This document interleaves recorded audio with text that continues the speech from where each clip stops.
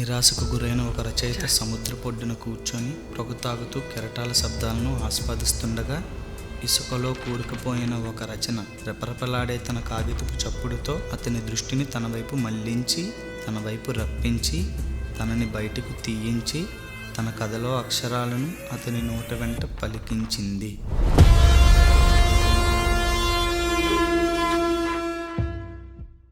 అయినా ఇది నన్ను కంట్రోల్ చేయడం ఏంటి సార్?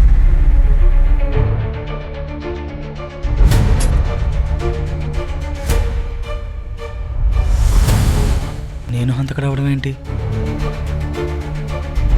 లేకపోతే నన్ను నేను చంపేసుకుంటాను. నువ్వు ఆ కథ చదవకుండా ఉండాల్సిందే.